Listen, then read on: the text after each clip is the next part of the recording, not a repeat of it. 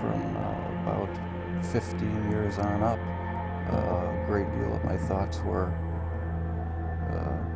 basically unshareable. We are all evil in some form or another. Are we not? Yes, I am evil. Not 100%, but I am evil. My mother was a sick, angry, hungry, and very sad woman. I hated her, but I wanted to love my mother. This is Serial Killing, a podcast. Hello, my beloved murder fam, and welcome back to Serial Killing, a podcast. This is Alyssa Carroll, and this is Serial Saturday, where every Saturday we go through the life stories of serial killers to see if we might catch a glimpse of why they displayed their famous, vile, and disturbing behaviors. This week's podcast will be on Robert Lee Yates.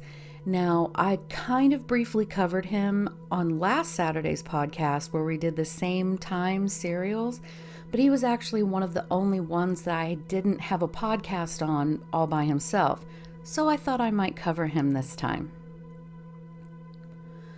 Robert Lee Yates was born on May 27th, 1952 in Spokane, Washington, so let's get into some history for that time.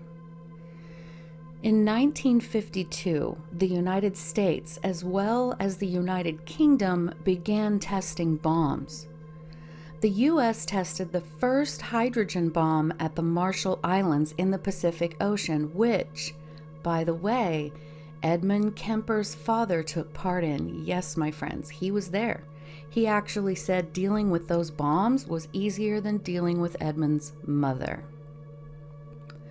Now, the thermonuclear bomb, codenamed Mike, was dropped on an island as part of Operation Ivy. The island was completely destroyed by the blast.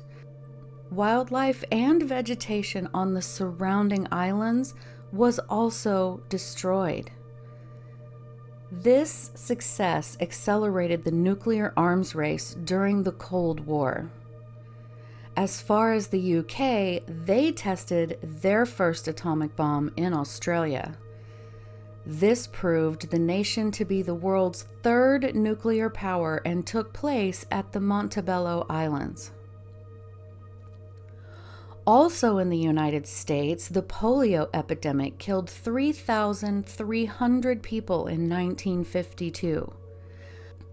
Polio, as we all know, is an acute viral infectious disease that is spread from person to person, and it leaves many victims, including children and adults, paralyzed.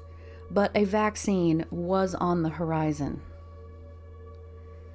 The U.S. Supreme Court upheld a New York state law stating communist teachers are banned from teaching in public schools.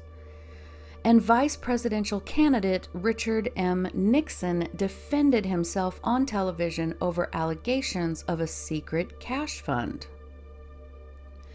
Elizabeth II became the Queen of England and the United Kingdom after the death of her father, King George VI, on February 6th. Elizabeth was just 27 years old and had been traveling in Kenya with her husband, Prince Philip, at the time. She still reigns today. But really, 1952 had many good and positive things happen. For instance, the popular Mr. Potatohead Toy debuted in May. The toy we all know and love consisted of little plastic pieces that made goofy faces and body postures that was actually meant to also be placed on real vegetables, which I didn't actually know. The iconic musical film Singin in the Rain premiered at Radio City Music Hall in New York City. The English version of Anne Frank's The Diary of a Young Girl was published this year, and the Summer Olympics began in Helsinki, Finland during July. A total of 69 countries participated in the Games, with the Soviet Union and Israel doing so for the first time. There were 149 total events, with 4,955 athletes competing in them. The Winter Olympic Games were held in Oslo, Norway. India held its first general elections. Puerto Rico became a self-governing Commonwealth of the United States, and the Kentucky Fried Chicken franchise that John Wayne Gacy loved so much opened this year. So, that's the environment that Robert was born into. Now, Robert's parents were Robert Yates Sr. and Anna Mae Yates. His paternal grandparents were John and Novella Yates, and they were farmers who had 10 children, including Robert Yates Sr. Novella apparently woke up in the morning, one morning. She walked out to the woodshed. She got an axe, walked back into the house, and hit John, who was sleeping, in the head 4 times in October of 1945. He was rushed to the hospital, but he died 6 days later. She had been barefooted and there was frost on the ground. She was charged with murder, but there doesn't seem to be any record of any trial. That is most likely due to her being sent to a Tennessee mental institution. But she was later released. She never remarried and died in 1972 at the age of 79 in rural Tennessee. Some point after this, Robert's father, Robert Sr., moved up to Oak Harbor, Washington, in the northwest part of Washington that is sort of broken up into these islands and so on.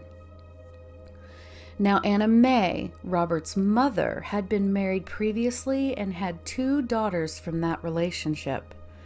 But that marriage ended, and she then married Robert Sr., who was known to be a solid man who worked hard. He was very religious and very polite. Together, they had Robert and then another daughter.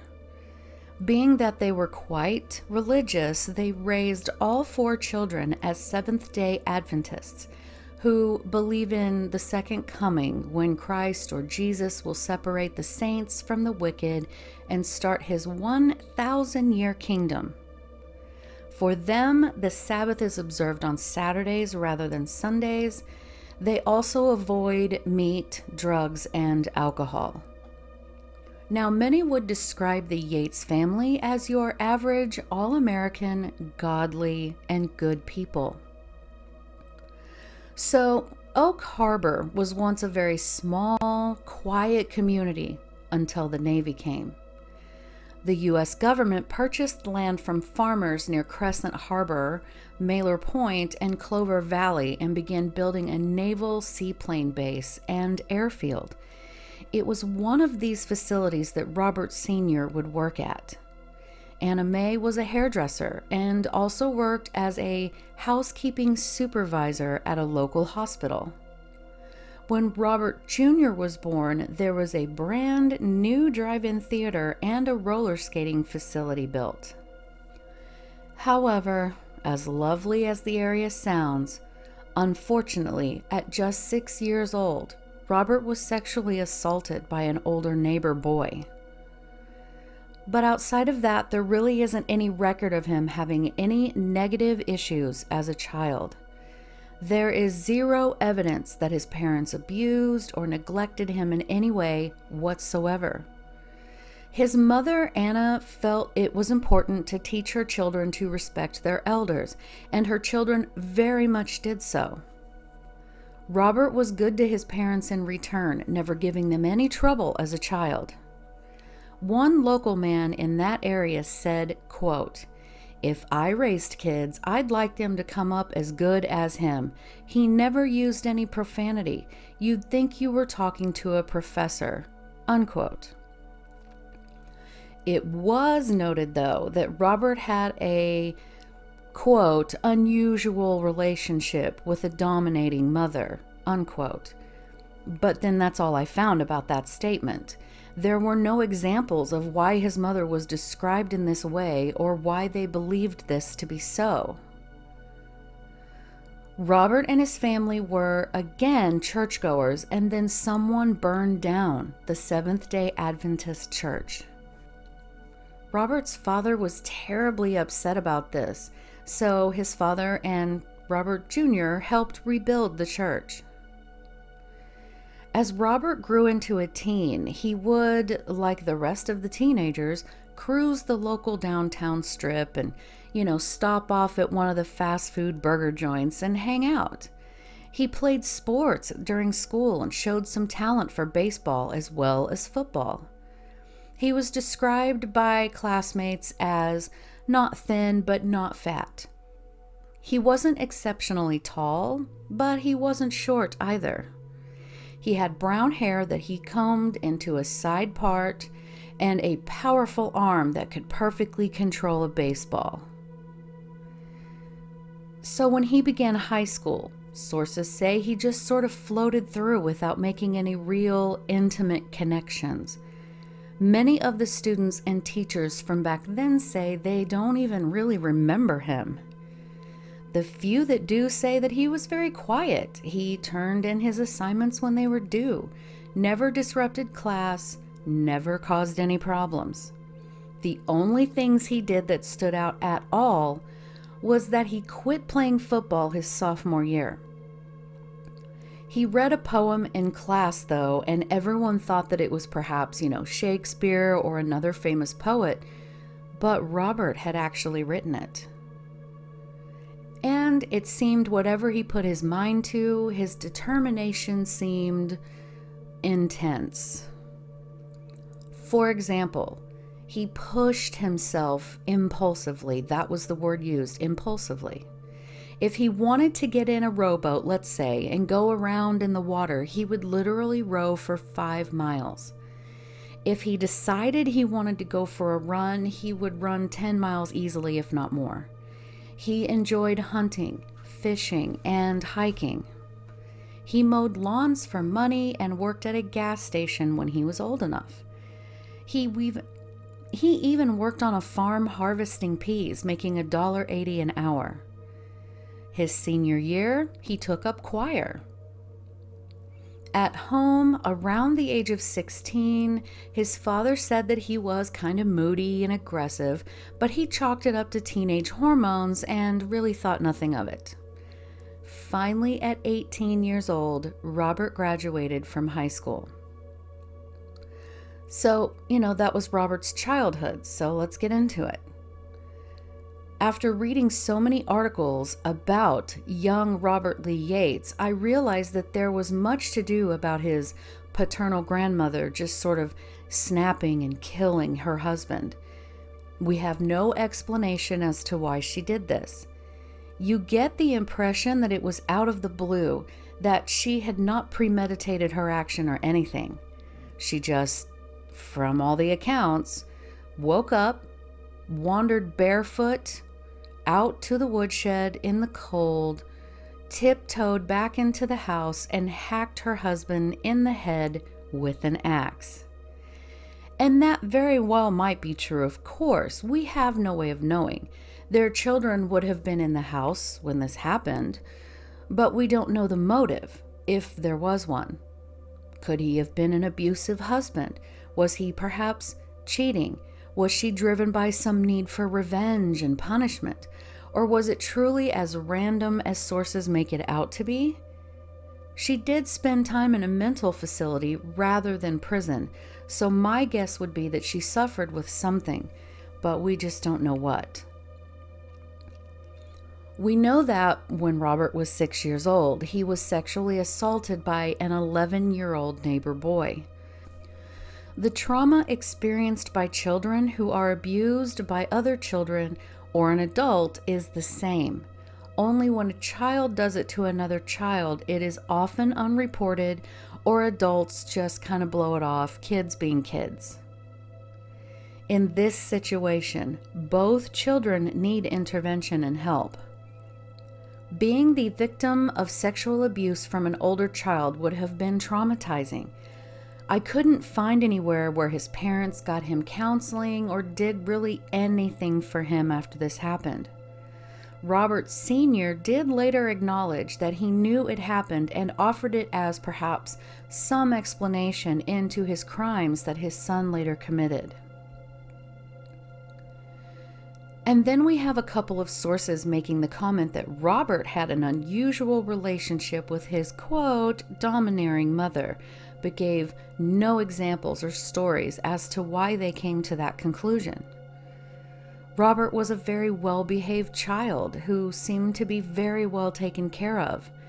I see no abuse. I don't see him being beat into submission.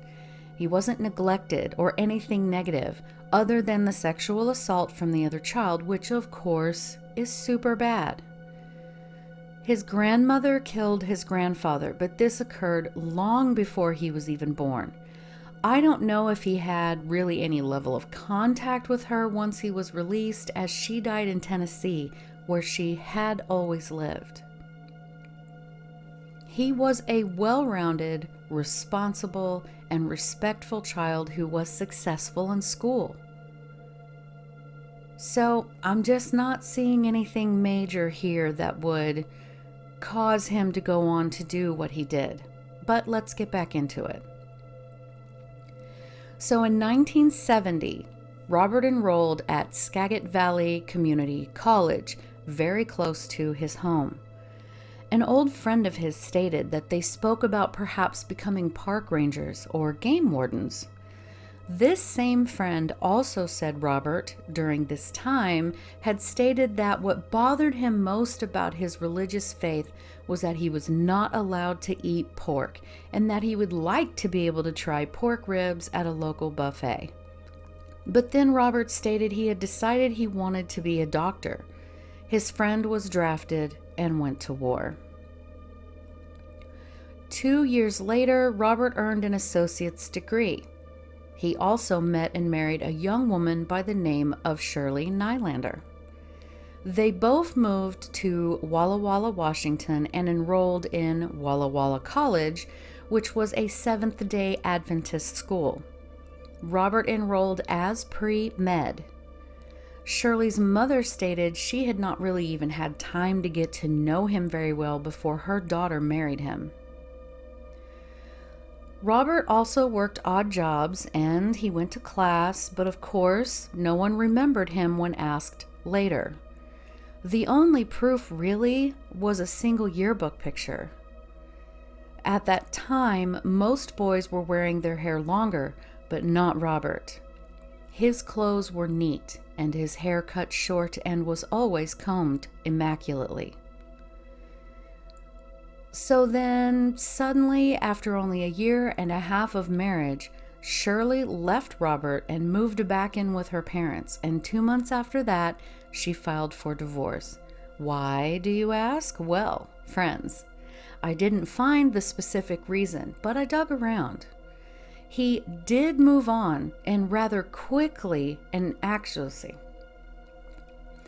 he did move on rather quickly and actually married another woman named Linda before his divorce was even finalized, and they had their first child together exactly 8 months after Shirley left him before the divorce. So if my math is correct, my guess would be that Shirley found out he had cheated on her, but it's speculation and you know it. Around this time, Robert dropped out of college before he earned his bachelor's degree. He and Linda's daughter was born in 1974. At this point, Robert was 22 years old. He got a job as a guard at the Walla Walla Penitentiary, where his wife's father had worked for 18 years. Robert lasted a whole 4 months.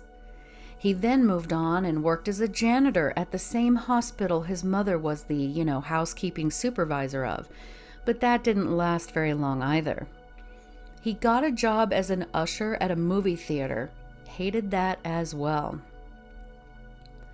In 1975, he decided to take a gun and go shooting. People do. He saw this young couple picnicking near Mill Creek and decided to use them as target practice. He shot the male 3 times in the head. He shot the female twice. He then discarded their bodies under some brush, and they were discovered just days later. He also apparently got angry with a coworker and smeared feces on this business door.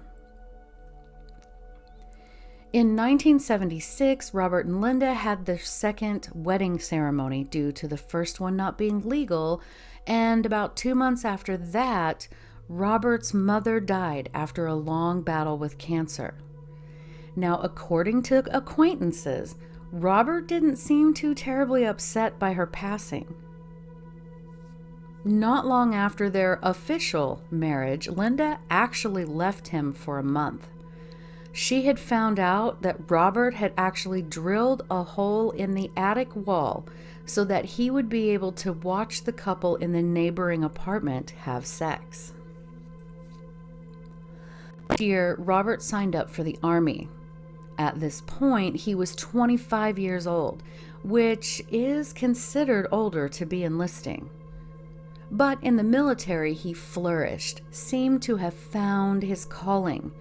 He became a highly accomplished helicopter pilot and was stationed at Fort Rucker, Alabama, becoming a warrant officer. He was then stationed in Germany from 1980 to 1984, where he and Linda had another daughter. He was then sent back to Alabama. Now, Linda stated that while he was stationed in Alabama, she took the children and left him, moving back to Washington, and she said she loved the separation. But her daughters were begging to go back and be with their father. So eventually she gave in and went back. His fellow soldiers said that he was liked, but people didn't know him very well.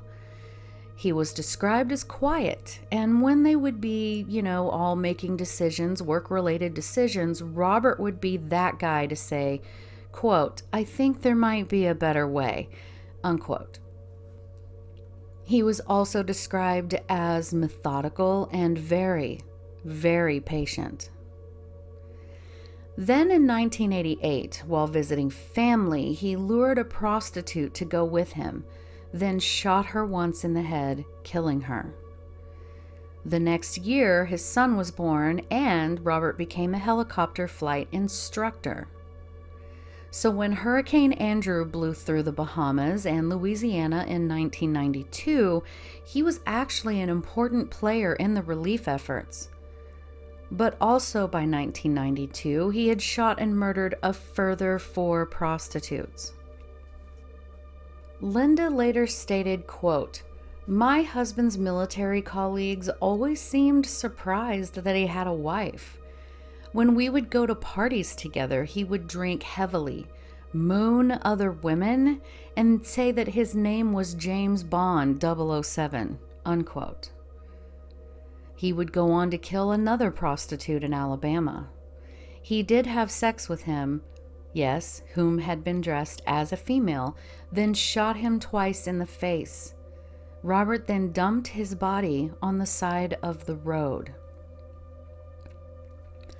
In 1996, the now 44-year-old Robert, having earned several impressive medals and serving 20 years in the military, filed for retirement. It is said that this is most likely due to the fact that the authorities were sort of closing in on that base that he was stationed at for the murder of the boy.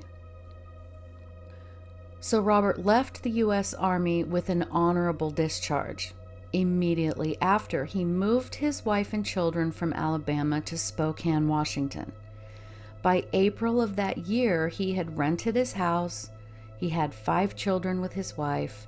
He was making about 40% of his normal pay and had no job for several months after. Linda said, quote, "I had hoped that coming home to Washington would help the marriage, but it really didn't. The romance was gone, but I felt guilty about splitting up the family. The kids loved their dad, and I just kind of suffered through it. I didn't love him like a wife should. He killed that." Unquote. Not long after, one of his older daughters found an address book in his lunchbox, and just before that, Linda had found some motel receipts with women's names on them. Robert told her that he had been trying to find car parts. That was his excuse, which I would not fall for. It makes no sense to me, but whatever. Then, after another prostitute was found shot in the head, Linda walks up to Robert, right, and sees that he's cleaning blood out of their van.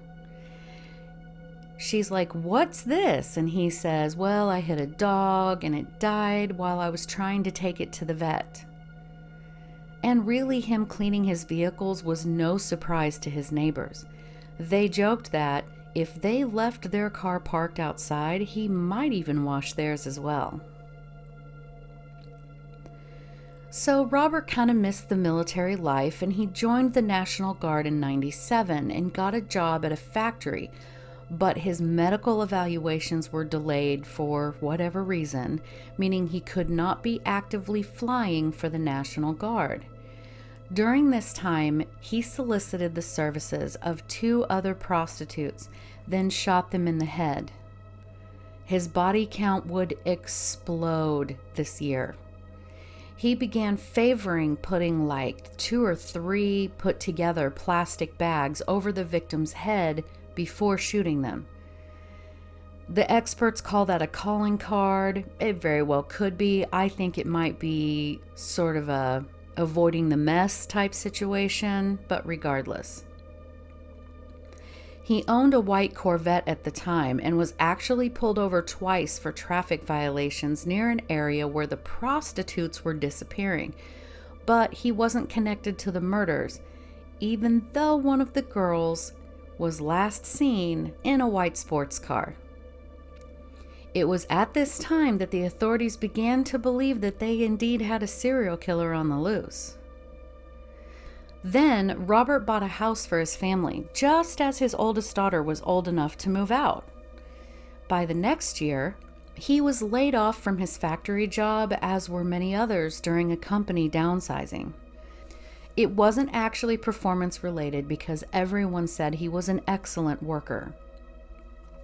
So in November of 1998, Robert hired the services of a prostitute, but was pulled over. He told the officer that the girl was a friend of his daughter's and he was just driving her home. 2 days later, his middle child, Amber, walked into the local police station where she told them that her father was physically abusing her. She said that he hit her all the time, slapping her in the face repeatedly. He was charged with misdemeanor assault. And still, the decomposing bodies of prostitutes kept being discovered. Robert was beginning to lose control. His cool, calm demeanor beginning to slip. As there was picketing outside of his next job, he crossed the picketing line to go inside, but would overstep his boundaries with coworkers. In March of 1999, he tried to get a job flying helicopters for the air ambulance service, but they just weren't hiring at that time. So then another prostitute went missing. By now, the authorities began to piece the puzzle together and had a list of suspects. Robert was squarely on that list.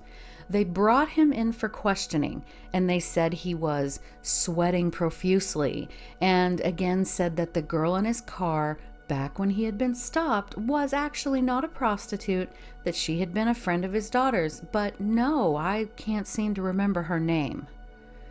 When they asked him for a blood sample for a DNA test, he refused. They eventually found the girl that he claimed to be his daughter's friend, right? And she said that Robert had agreed to pay her $20 for some oral. She said that he also liked smoking crack and paid for her heroin.